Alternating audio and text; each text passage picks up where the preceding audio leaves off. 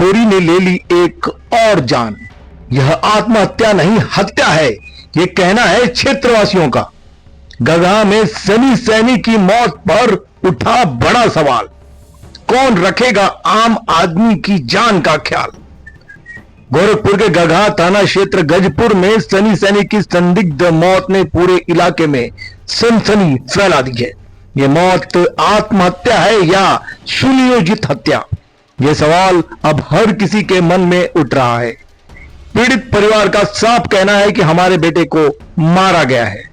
परिजनों के मुताबिक सनन सैनी लंबे समय से सूदखोरों के चंगुल में फंसा हुआ था। उस पर लगातार भारी ब्याज का दबाव बनाया जा रहा था, उसे धमकाया जा रहा था, मानसिक रूप से प्रताड़ित किया जा रहा था। परिवार का आरोप है कि घटना से पहले भी कई बार उसे धमकियां दी गई और अंततः उसी दबाव ने उसकी जान ले ली। अब सवाल यह है कि क्या यह आत्महत्या के लिए मजबूर किया गया या फिर सीधे सीधे हत्या कर दी गई। पीड़ित परिवार ने गगहा थाने में तहरीर देकर कई प्रभावशाली लोगों पर गंभीर आरोप लगाए हैं, लेकिन सबसे बड़ा आरोप पुलिस पर ही है। तहरीर देने के बाद भी कोई कार्रवाई आखिर क्यों नहीं। परिजनों का कहना है कि आरोपी दबंग और प्रभावशाली है और इसी वजह से पुलिस कार्रवाई करने से बच रही है। अगर गरीब की जान की कोई कीमत नहीं तो न्याय किसके लिए। यह सवाल अब परिवार और स्थानिक लोगों द्वारा उठाया जा रहा है। इसी बीच समाजसेवी आलोक गुप्ता पीड़ित परिवार के समर्थन में सामने आए। उन्होंने साफ कहा कि अगर जल्द कार्रवाई नहीं हुई तो यह मामला बड़ा आंदोलन बन सकता है। अब देखना यह है कि क्या पुलिस इस मामले में निष्पक्ष जांच करेगी, क्या सनी सैनी को न्याय मिलेगा या फिर एक और मामला दबा दिया जाएगा। गगहा थाना क्षेत्र अंतर्गत गजपुर में पहुंचे हुए हैं एक पीड़ित परिवार में, क्या कहना चाहेंगे? देखिए, पहले तो मैं बता दूं कि मैं और हमारी संगठन मानव शिक्षा सेवा संस्थान से पूरा ग्राम सभा जुड़ा हुआ है। मैं अपने वार्ड नंबर 46 का जिला पंचायत सदस्य हूँ। इस गांव के प्रत्येक परिवारों से मेरा यूँ कहिए कि बचपन का नाता और रिश्ता है। इस गांव के लोगों ने जो मुझे पहचान दिया है, उस पहचान को इस जन्म में तो कभी मैं भुला ही नहीं सकता हूँ। और जैसा कि जो खबर मुझे मिली है, सन्नी सैनी जी जो इस समय हम लोगों के बीच अब इस दुनिया में नहीं है, जिन्होंने आर्थिक तंगी और कर्ज से परेशान होकर के कुछ लोगों के वजह से कर्ज से परेशान होकर के उन्होंने आत्महत्या किया, ऐसा लोग कह रहे हैं। तो उसी संबंध में मैं इस परिवार से मिलने आया हूँ। सन्नी जी के पिताजी हमारे बीच में बैठे हुए हैं, उनके भाई, उनकी माता जी, उनकी बहन, उनके नाना, उनके जितने भी सगे संबंधी, नाथ हित रिश्तेदार, इस गांव के सभी जितने भी हमारे युवा साथी हैं, आप सभी लोगों के चैनल को धन्यवाद देते हुए मैं सिर्फ इतना कहना चाहता हूं कि इस परिवार के साथ मैं और हमारी पूरी संगठन इस परिवार के साथ है और जहां भी जिस स्तर से जिस चीज़ की ज़रूरत आवश्यकता पड़ेगी हम इस परिवार के साथ रहेंगे। गोरखपुर से लेकर के हमारे प्रदेश के मुखिया महाराज योगी आदित्यनाथ जी से लेकर के और मोदी जी तक, देश के प्रधानमंत्री मोदी जी तक, और जिस पार्टी से मेरा बेटा जुड़ा हुआ है शिखर गुप्ता, सुहेलदेव भारतीय समाज पार्टी के राष्ट्रीय अध्यक्ष श्री ओम प्रकाश राजभर जी तक ये आवाज़ हम पहुंचाने का काम करेंगे और पहुंचा करके इससे पीड़ित परिवार को न्याय दिलाने का काम करेंगे। मानव सेवा शिक्षा संस्थान पीड़ित परिवार के साथ किस तरह मदद करेगी? देखिए, मैं इस परिवार की आर्थिक रूप से हम कितना मदद करते हैं तो हम उस चीज़ को कभी इस परिवार में वापस नहीं ला सकते जो हिस्सा इस परिवार ने खोया है। लेकिन एक नैतिक मानवता होने के नाते और शुरू से ही मैं तो जो भी परिवार से जुड़ता रहता है मैं तो हर जगह पहुंचने का काम करता हूं। तो मैं सिर्फ इतना ही कहना चाहता हूं कि इस परिवार को आर्थिक रूप से हमारी पूरी मानव सेवा संस्थान संगठन के तरफ से 50,000 रुपये का आर्थिक सहयोग भी हम देने का काम करेंगे। इनकी लड़ाई में हम पूरा इनका साथ देने का काम करेंगे। इनकी लड़ाई में अब पूरा साथ देने का काम करेंगे। लेकिन ये हत्या है या आत्महत्या? देखिए, मैं कुछ कहूँगा वो गलत हो जाएगा। नहीं, इस पे कई आरोप। अभी देखिए मैं आपके बात को बता दूं कि अगर मैं कुछ अपने मुंह से कहूँगा तो गलत हो जाएगा। इस देश में कानून है, पुलिस है, व्यवस्था है, तमाम सारे अलग अलग रूपों में जांच करने वाली संस्थाएं हैं जो जांच करके ये बताएगी कि हत्या है कि आत्महत्या है। लेकिन इसमें आपका नाम आ रहा है। वही मैं बता रहा था कि अब मैं अपने मुंह से किसी के बारे में कुछ कहूँ वो गलत हो जाएगा। अभी देखिए कि एक कोई रामधारी यादव है यहाँ पे, जैसा कि इनके द्वारा पता चला है कि उस परिवार के वो मुखिया के रूप में हैं।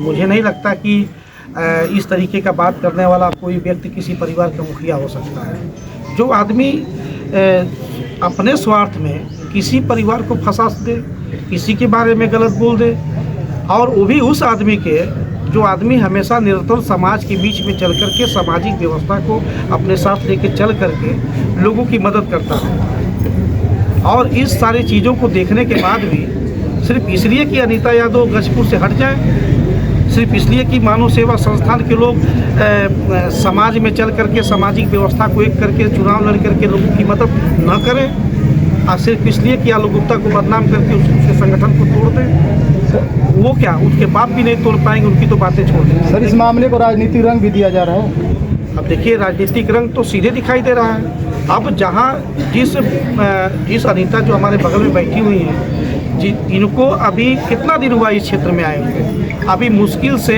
6 महीना 8 महीना हुआ।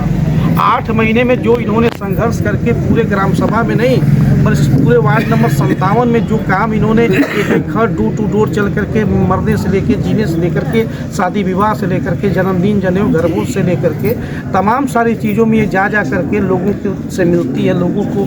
तो जो इनकी प्रॉपर्टी जो बढ़ गई है, जो इनका यूँ कहा जाए कि अब लोगों को ये लग रहा है या कुछ लोगों को ये लग रहा है कि शायद कहीं ऐसा ना हो कि वो मेरे ऊपर आग चढ़ जाए और हमको हरा दे। अरे अगर इतना नीचता वाली सोच अगर रखनी हो तो आप बताओ ना, मैं अनीता यादव कोई से हटा दूंगा।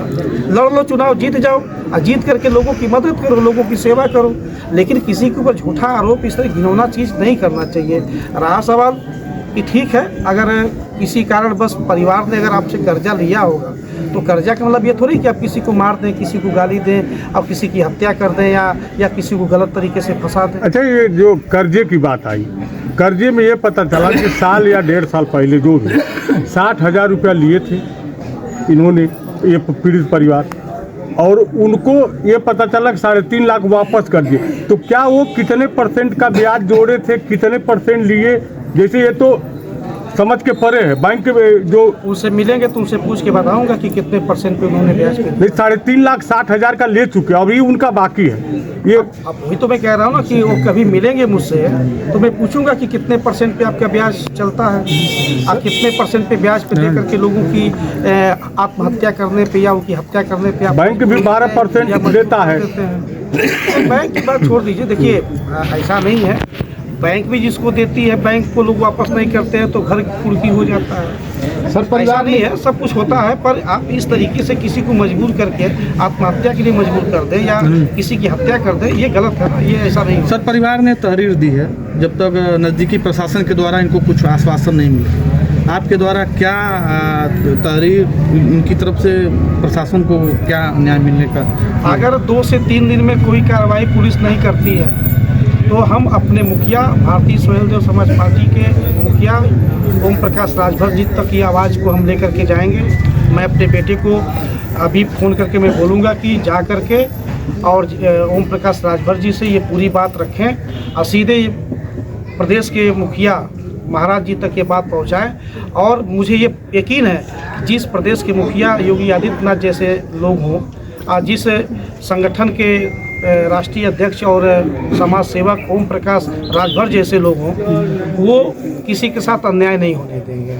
न्याय मिलेगा इस पीड़ित को, निश्चित रूप से इस परिवार को न्याय मिलेगा। सर, लास्ट सवाल है, परिवार ने जिनके ऊपर आत्महत्या के उकसाने के लिए आरोप लगा रहा है, वो आरोपी आपका भी नाम ले रहा है और आपके सहयोगी का भी नाम ले रहा है, इसमें कितनी सच्चाई है? अभी तो जांच का विषय है, जांच करा लें। मैं तो आते ही मैं कहा हूँ कि ये गजपुर से हमारा 20 साल का नाता और रिश्ता है। हर परिवार कहीं ना कहीं मुझसे अलग अलग रूपों में जुड़ा हुआ है, लेकिन ये जो एरिया है ना जहाँ पे मैं बैठा हुआ हूँ, यहाँ तो मैं पहली बार आया हूँ। यहाँ पे अपने लाइफ में आज तक आया नहीं था, लेकिन ये मुझे पता है कि ये परिवार मुझसे जुड़ा हुआ है, और जो परिवार मुझसे जुड़ा हुआ है उस परिवार के ऊपर कोई दुख तकलीफ आएगी तो निश्चित रूप से आलू गुप्ता वहाँ हाजिर है। और आलू गुप्ता नहीं, आलू गुप्ता की पूरे संगठन के प्रत्येक सदस्य वहाँ अपना भागीदारी निभाएंगे, आप पीड़ित परिवार को न्याय। ठीक है, बहुत बहुत धन्यवाद।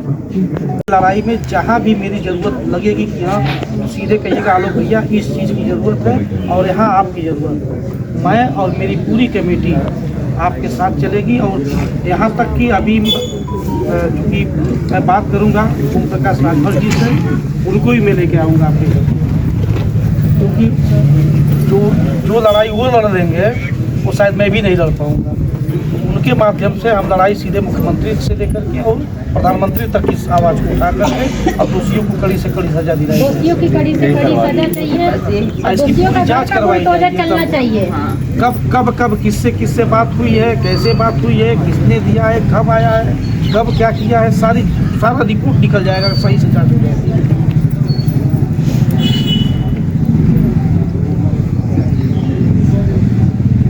अभी सोचिए, मैं तो घसपुर के लोग तो कम से कम नहीं कुछ तो 20 साल से मेरे साथ हैं भाई, अलग अलग रूप में जुड़ा था।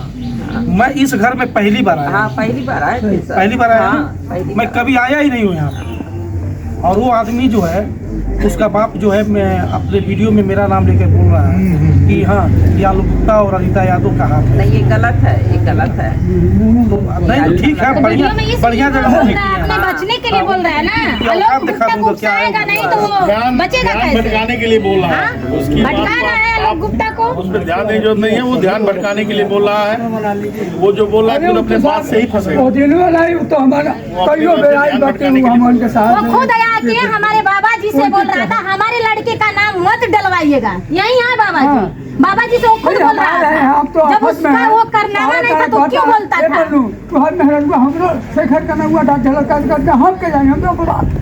जब तुम किए नहीं तो काहे आए थे?